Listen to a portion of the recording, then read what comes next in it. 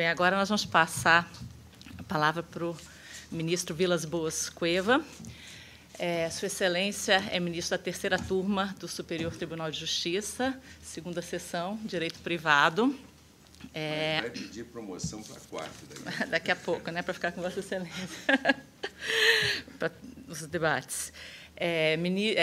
Mestre em Direito pela Harvard Law School, doutor em Direito pela Universidade de Frankfurt.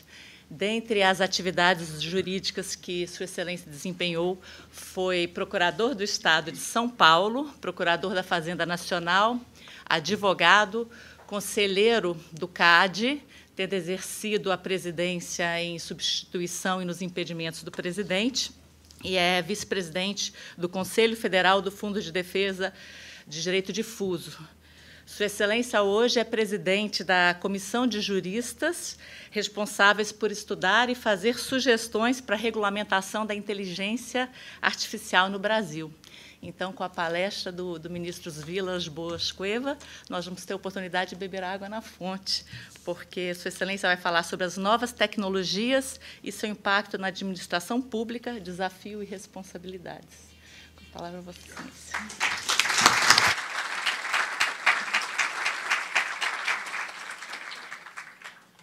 Bom dia a todos. Cumprimento a presidente de mesa, os meus colegas e amigos, os ministros Og, que agora é vice-presidente do tribunal, o ministro João Otávio Noronha, que finalmente volta ao seu berço de origem, ali o direito privado, ele que passou tantos anos no Banco do Brasil e a maior parte da vida advogando no direito privado, mas ele percorreu o ciclo completo. Acho que é o único ministro do STJ a passar por todas as sessões em todas as áreas. Mas resolveu voltar para a melhor sessão, acho que é inevitável, né? Cumprimento os amigos da Procuradoria-Geral do Estado, especial o Aldi, que insistiu muito para que eu visse aqui. Eu cheguei ontem à tarde, mas já vim de madrugada aqui hoje, e é uma grata felicidade poder estar aqui. Foi o primeiro lugar que eu trabalhei, não no Rio de Janeiro, mas no Estado de São Paulo. Logo, ao me formar, fiz o concurso para procurador do Estado de São Paulo e fui trabalhar exatamente com responsabilidade civil do Estado. Um tema que é complexo, difícil, tem uma evolução, por vezes, imprevisível, e, como bem lembrado pelo ministro João Otávio, na nossa tradição brasileira, tende a se expandir indevidamente e para lugares que a gente não tem sequer previsão. É como os gases, assim, eles vão se expandindo de maneira incontrolável. Por exemplo, há pouco tempo, na terceira turma, julgávamos um caso de responsabilidade civil do notário e registrador. Tipicamente, como delegatários do Estado, é uma responsabilidade civil, né? Eles atuam como pessoa física, eles são os maiores contribuintes, pessoas físicas do Brasil, e eles respondem, então, ordinariamente, ou respondiam diretamente como pessoas naturais. Pois bem, o Supremo entendeu que, de acordo com o artigo 37, o Estado deve ser primeiramente responsável e depois tem ação de regresso, o que causou surpresa até para nós que nos debruçávamos sobre o tema com alguma frequência. E eu digo isso, então, para ilustrar um pouco dessa uma relativa imprevisibilidade, né, que a responsabilidade civil do Estado acaba tomando no Brasil. A jurisprudência ela é relativamente estável, mas, por vezes, causa algumas surpresas. Eu imagino que agora, no contexto de um governo digital, de um Estado digital, e no qual o uso da inteligência artificial será cada vez mais ubíquo, essas possibilidades de responsabilização aumentarão ainda mais, né? O que certamente deixará os procuradores do Estado e da União de cabelo em pé, terão muito trabalho pela frente, porque é realmente complexa a própria ideia de responsabilização diante do uso da inteligência artificial. Não há consenso no mundo quanto à modalidade de imputação que deva ser utilizada para a responsabilização dos agentes envolvidos na longa cadeia de produção e uso da inteligência artificial. Os algoritmos usados, muitas vezes, eles são compostos de vários níveis de algoritmo, de várias bases de dados, de vários componentes que, muitas vezes, acabam não tendo o controle de quem desenhou originalmente aquele sistema. Daí porque até hoje não há um modelo definido de responsabilização pelo uso de mecanismos de inteligência artificial.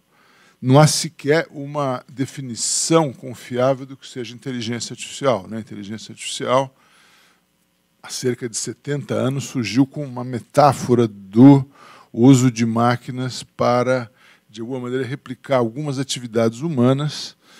Houve períodos de grande euforia com o uso da inteligência artificial, períodos de desalento, falsas promessas que não se realizaram, e agora vivemos novamente um período de muita expectativa em relação à inteligência artificial, em razão dos enormes progressos verificados no uso de alguns instrumentos setoriais, né, de inteligência artificial, como reconhecimento facial, diagnósticos na área de saúde, diálogos com uso de linguagem natural e que são palpáveis e visíveis no dia a dia nosso, né? Entre outras inúmeras atividades. Daí porque o Brasil é um dos primeiros países a aprovar, no ano passado, né, o projeto de lei 21 na Câmara dos Deputados, que procura, com uma ambição talvez desmedida, regular a inteligência artificial como um todo. Na União Europeia já há um projeto em discussão há muito tempo de regulamentação da inteligência artificial, mas ainda não há consenso quanto a alguns dos aspectos. O primeiro deles é exatamente a definição de inteligência artificial. A inteligência artificial deve compreender aqueles mecanismos de automação que usam algoritmos para a obtenção de resultados previsíveis, ou ela deve ser apenas considerada como o uso de algoritmos para, com base em dados do entorno e com diferentes graus de interação humana, produzir previsões, recomendações, decisões. Isso terá algum impacto ao longo da definição da própria responsabilidade dos agentes usuários da inteligência artificial.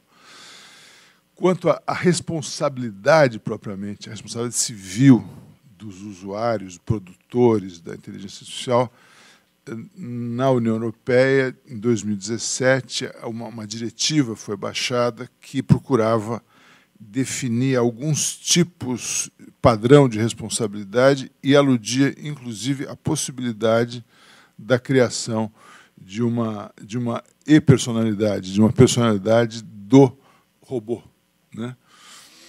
Que é um tema que hoje parece ter sido descartado. Hoje a doutrina em peso, os civilistas em peso, rejeitam essa ideia de que possa ser, no estágio atual da arte, ser criada uma personalidade do robô, né, que vai responder.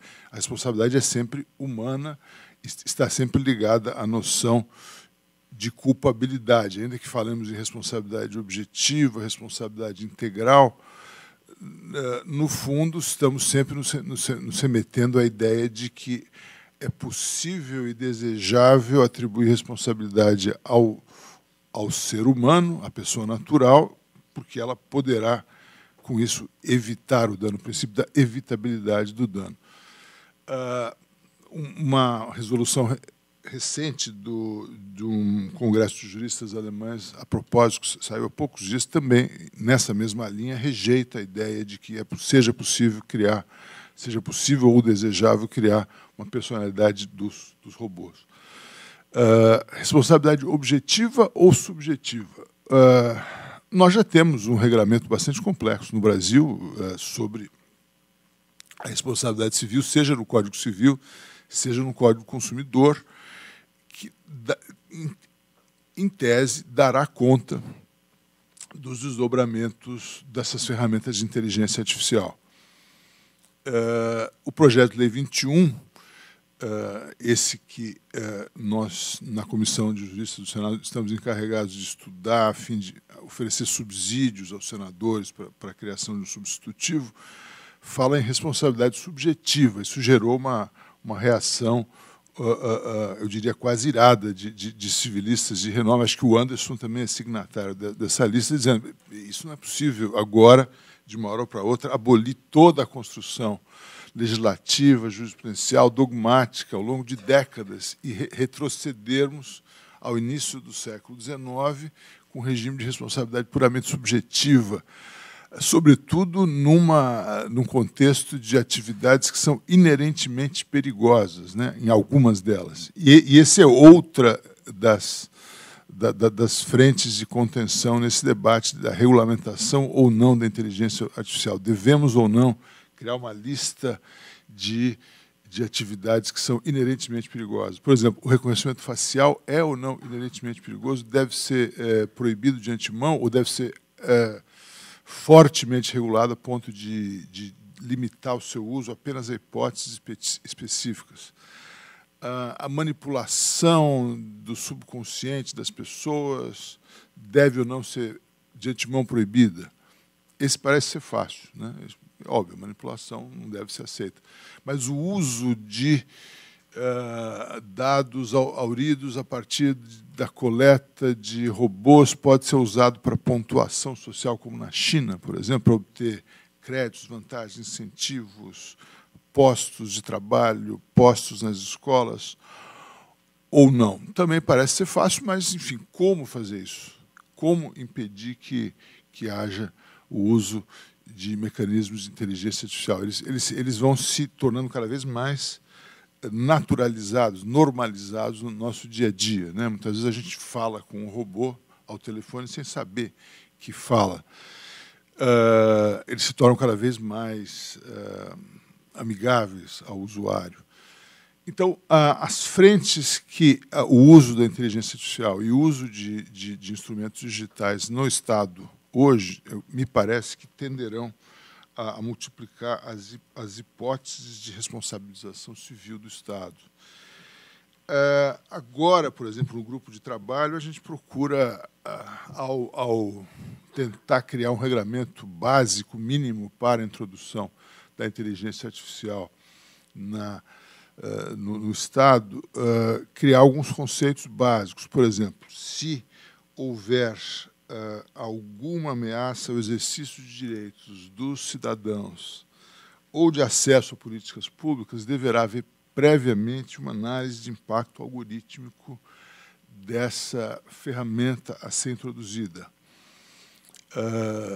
Parece fácil dizer, mas também não é simples. Como é que essa análise de impacto algorítmico poderá ser feita se nós não teremos necessariamente a noção do resultado da aplicação daquela ferramenta ao final de um determinado período? Ela vai se alterando, mudando, aprendendo e incluindo, às vezes, até novas regras e padrões de recomendação, de decisão, que são imprevisíveis para quem desenvolveu aquele algoritmo, né? Ela funciona, de certa maneira, alguns dos sistemas funcionam de maneira autopoética, elas vão criando novas regras, novas maneiras de decidir e de observar os fenômenos que estão encarregados de disciplinar a partir do próprio uso de bases de dados crescentes.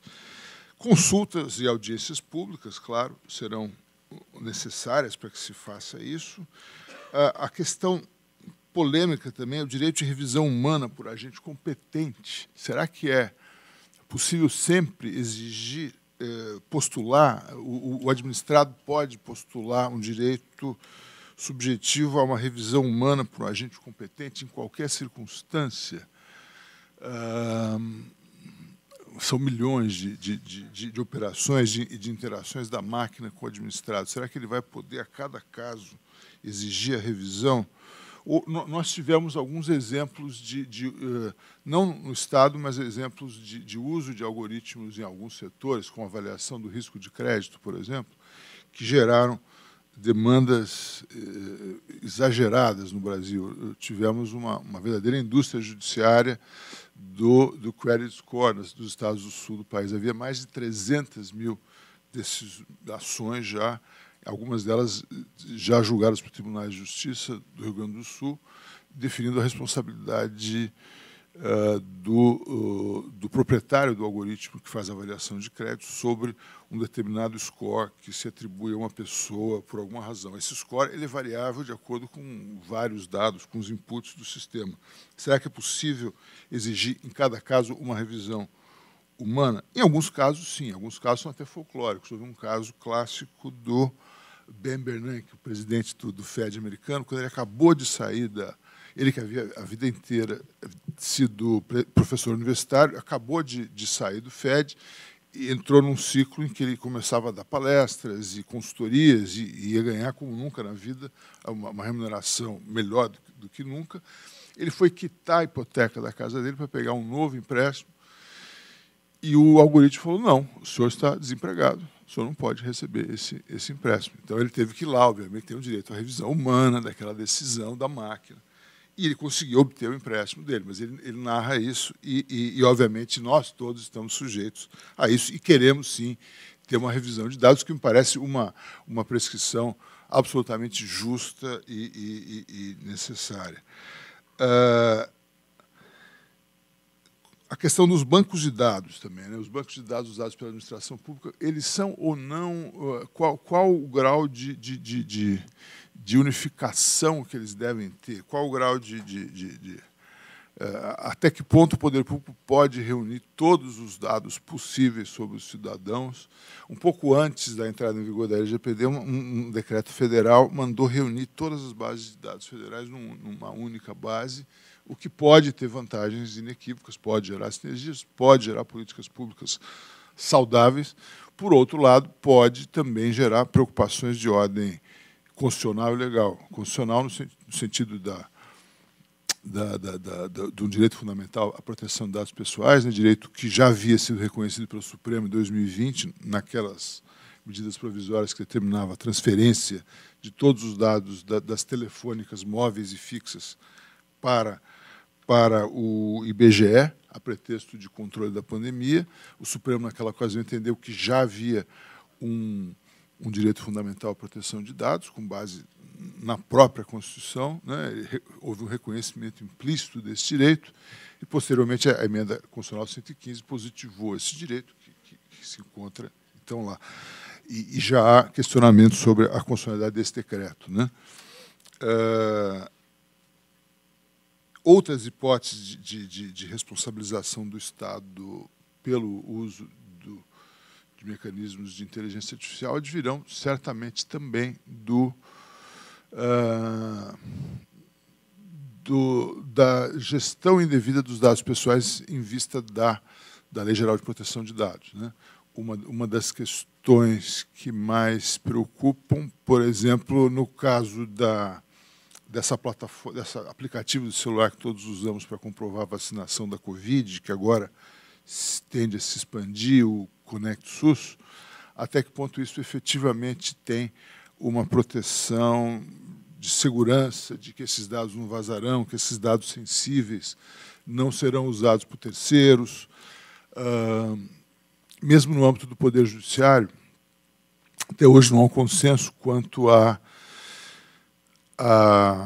como deve ser feita a proteção de dados pessoais no processo eletrônico. Nós já temos, no Brasil, talvez um dos sistemas mais avançados de processos inteiramente digitalizados, né? Mas o processo, por definição, é público, como previsto na Constituição, no CPC, no CPP. O ato processual é público. Mas será que todos os documentos encartados no processo são também públicos?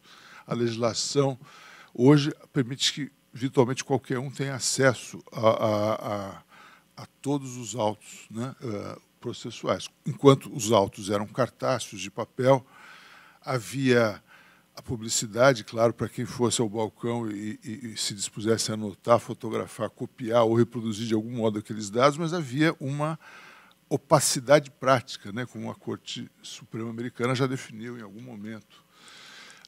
Essa opacidade prática refletia a dificuldade, o custo de qualquer um de coligir, reunir, processar e fazer os perfis informacionais com aquelas informações. Hoje ficou mais fácil. Basta apertar um botão e se consegue rapidamente fazer o uso desses dados, né? Como, então, fazer a proteção de dados? Devemos ter um cuidado no judiciário em anonimizar e pseudonimizar o nome das partes em qualquer circunstância. Alguns juízes, em alguns tribunais no Brasil, ainda não há uma regra geral facilmente interpretável e aplicável por todos os tribunais, começam a decretar sigilo indistintamente a todos os processos, ou determinar anonimização e pseudonimização em todos os casos, o que parece uma afronta à norma constitucional de que, em princípio, o processo é público, o ato processual é público, e ele se presta a uma função de transparência, da atividade jurisdicional e também até de proteção da verdade histórica. Os tribunais gastam fortunas para manter os seus autos de papel até hoje, para preservar aqueles documentos que, de alguma maneira, em algum momento, serão usados pelos historiadores para reconstituir a vida na sociedade décadas ou séculos depois. Até que ponto o Estado responde por isso? A Inglaterra tem uma posição muito mais pragmática. Tudo que for administrativo relativo à atividade dos tribunais é sim sujeito à proteção, ao Regulamento Geral de Proteção de Dados Pessoais, que continua aplicável à Inglaterra mesmo depois do Brexit, e tudo que diz respeito à atividade jurisdicional típica é público por definição. Outros países, como a França, procuram já criar mecanismos de anonimização, pseudonimização, até mesmo do nome dos juízes e do que eles chamam de greffier. Lá. O greffier é o escrivão que tem poderes extraordinários na França. Enfim, os servidores do judiciário que atuam ali sob pretexto de evitar o forum shopping, de evitar que aquele decisor seja escolhido como o lugar onde será proposta a ação. Enfim, há inúmeras possibilidades. Eu imagino que se multiplicarão as possibilidades de responsabilização do Estado, à medida em que o Estado se torna digital, em que na área de saúde, de segurança, de transporte, de atendimento mesmo, o Estado vai se prestar a atender integralmente o cidadão, como já fazem alguns países pequenos, Estônia, Letônia, já tem um governo 100% digital. No Brasil nós temos já, talvez a gente não tenha noção de quão avançado nós estamos, mas já temos uma série de mecanismos que não são comuns em outros lugares. Hoje a gente sai de casa com o celular e tem tudo lá, todas as informações relativas relevantes à saúde, à identificação, documento do veículo, cartão, de tudo ali é possível reunir, e isso, obviamente, acaba sendo parte do nosso cotidiano, a ponto de perguntarmos se também isso não implica uma certa exclusão digital dos menos favorecidos. Em alguns casos, se você não tiver o acesso a um celular, você não terá, na prática, um acesso a um serviço público de maneira eficiente, ou uma política pública de maneira eficiente. Essa pergunta parece ter sido respondida no caso do auxílio emergencial agora, que foi sendo pago para quem tinha celular, e todos tinham, de alguma maneira, conseguiram receber o auxílio emergencial. Algumas práticas estão sendo já reguladas de maneira bastante rápida pelo Banco Central. O Banco Central agora já vai lançar uma moeda digital, vai regular o uso da plataforma de Open Finance, já se fala também de uma plataforma de Open Health no Brasil, que obviamente que tende a integrar o sistema público e complementar de saúde. Todas essas iniciativas de criação de plataformas que vão revolucionar alguns dos serviços e produtos no mundo como nós conhecemos hoje, vão ser alteradas substancialmente por isso. A atividade regulatória do Estado tende a mudar muito em vários setores do meio ambiente, no combate à corrupção, no controle das licitações. Tudo isso tenderá a ser feito de maneira muito mais transparente, confiável e e dizem de maneira irrefutável, na medida em que você integra a tecnologia do blockchain, por exemplo, as licitações, as compras públicas em geral, as atividades públicas em geral, aquilo ficará registrado indelevelmente, né, em algum arquivo imutável e, portanto, de maneira também inequívoca, será possível determinar a responsabilidade de quem praticou aquele ato. Até na tributação tem sido usada a inteligência artificial. Vocês talvez tenham visto na França recentemente um sistema de inteligência artificial foi identificando em filmagens e fotos de computador quem tinha ou não piscina em casa. Ter piscina em casa na França é tributável e a imensa maioria dos donos de piscina não declaravam que tinham piscina. Então, a maquininha, o robozinho, identificou e, com isso, foi lá fazer um lançamento. Os contribuintes franceses não ficaram felizes e certamente vão impugnar, assim como, eu não sei, que algoritmo é esse. Enfim, certamente haverá margem para muita discussão e os benefícios, é claro, do uso da inteligência artificial são óbvios, tanto na criação de melhores políticas públicas, na implementação, no controle, na redução de fraudes. Haverá uma atividade pública muito mais transparente. Imagino que alguns dos erros que hoje geram de processos de responsabilização do Estado serão já cortados no nascedouro com o uso dessas novas ferramentas, mas surgirão novas frentes. Basta imaginar, basta um exemplo das cortes americanas que usavam um software chamado Compass para fazer avaliação da periculosidade de alguém processado criminalmente, ou para conceder algum benefício prisional, ou para conceder conceder ou não a liberdade condicional. Esse algoritmo revelou-se num estudo feito em alguns estados, ele consistentemente tinha um viés contra os afrodescendentes e a favor dos brancos. Não porque ele tivesse sido previamente programado para ter esse viés, mas porque ele se fiava em bases de dados onde os negros eram subrepresentados e os brancos eram superrepresentados. A Amazon usou um sistema de contratação também com inteligência artificial no qual as mulheres eram discriminadas. Não por serem mulheres, é que quase todos os cargos de responsabilidade e tal eram ocupados por homens e a máquina identificou um padrão que acabou aplicando indistintamente aos candidatos, às candidatas à contratação. Então, essas hipóteses, obviamente, que se aplicam indistintamente ao setor público e privado, também gerarão preocupações enormes quanto à responsabilidade.